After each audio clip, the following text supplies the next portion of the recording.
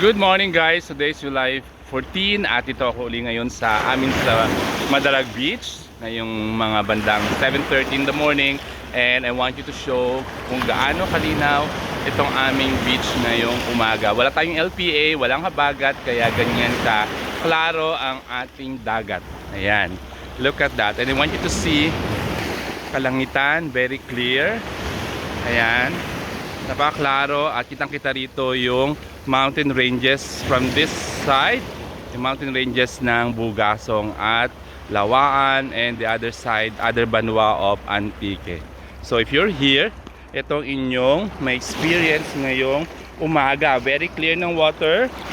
Ayan, kitang-kita ninyo yung mga bato.